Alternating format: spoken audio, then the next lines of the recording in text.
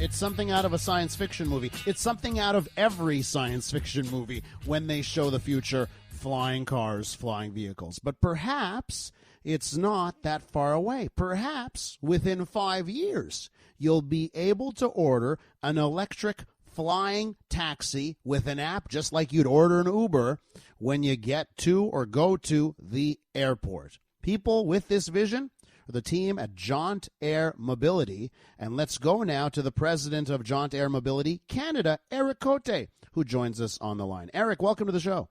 Hey, thank you. Thank you very much. So let me ask you this, Éric. This is something, since I was a child, they were talking about flying cars, flying taxis. This was always a thing. What is going on right now in 2021?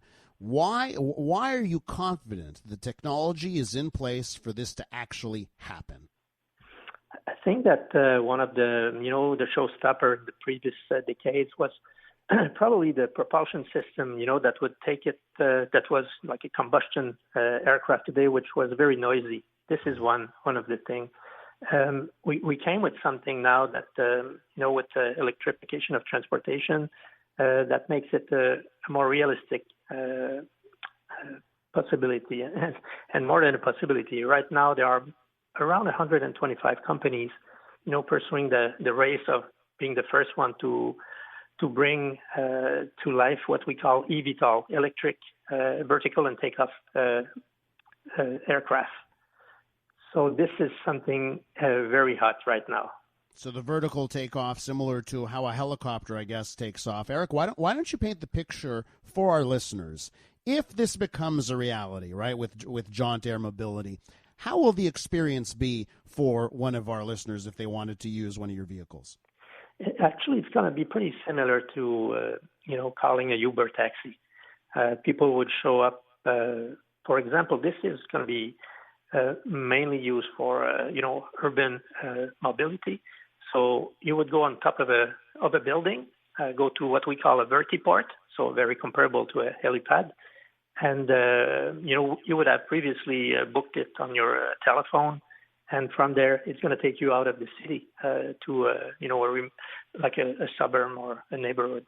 And typically the ride would be something between 10 and probably 20 minutes maximum. So enough to take you from downtown to, up north or, on the South Shore of Montreal, for example. And one of the examples I've seen, Éric, is the example of going from downtown to the airport, right?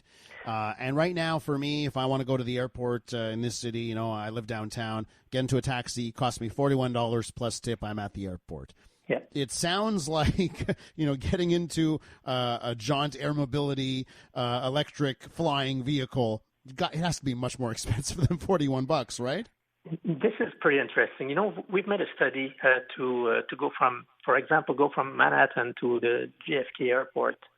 And if you were to take a UberX, that would cost you $80 and it would take you 75 minutes.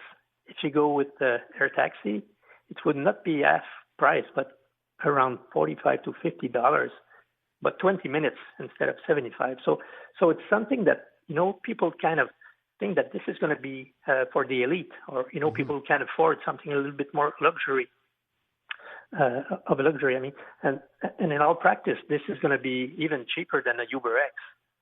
I would compare it like taking a limo at the airport.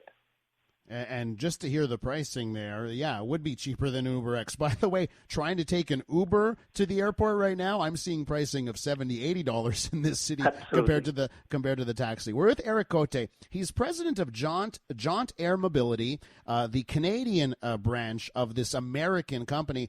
Éric, why has this American company decided to come north of the border? Pretty interesting question. I think there are three main reasons for that. The challenge is going to be for all companies trying to come with their eVTOL. Certification is probably the pacing item. And Transport Canada, which we work with, is pretty open-minded, and they have resources right now that understand what are going to be the challenges next to it. We could have certified it in the U.S. With the FAA, the equivalent of Transport Canada.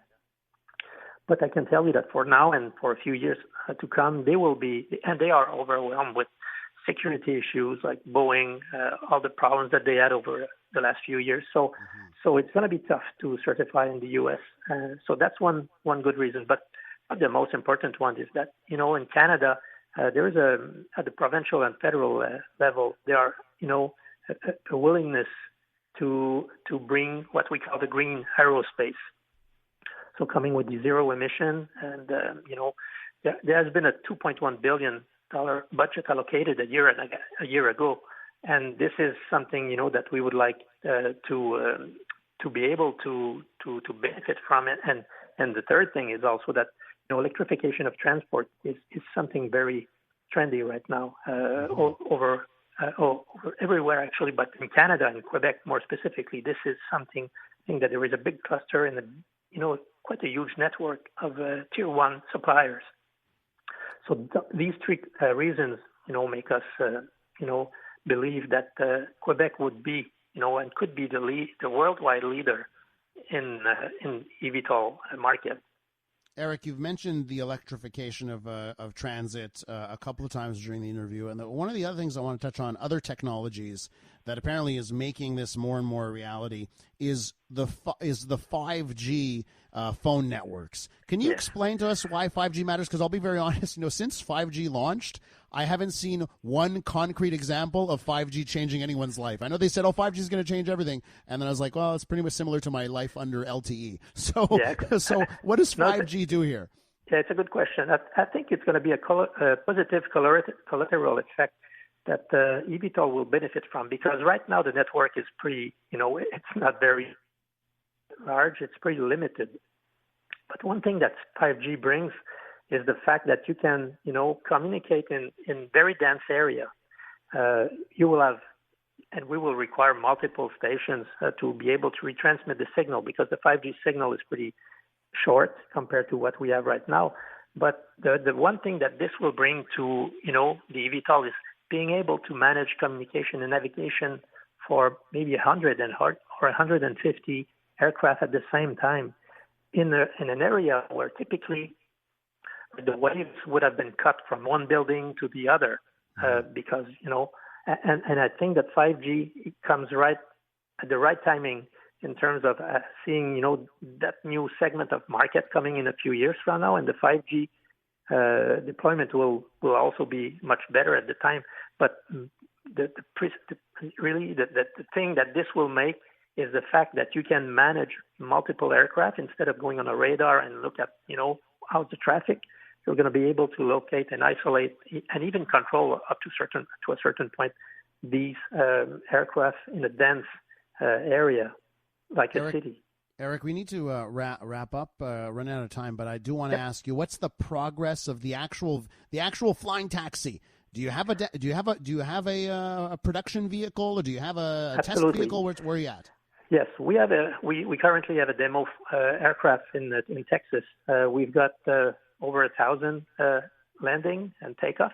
We've got over 300 hours of piloted hours, which is very important because most of our competitors, some of them, overall, there are probably 5 or 6 companies right now, serious one, on 100 and something, and none of them have piloted hours, so we're the only one so far. And I think that what we want to do is bring it to Canada, fully convert it to an electric aircraft, bring the new technology into it, and be able to certify our aircraft for 2026. Éric, it certainly sounds like you're in an exciting industry. Thank you so much for coming on the show. You're so welcome. Thank you very much. Éric Côté is president of Jaunt Air Mobility Canada. Let me know what you think about the future of the flying car or flying vehicle that's like an Uber. Pretty amazing.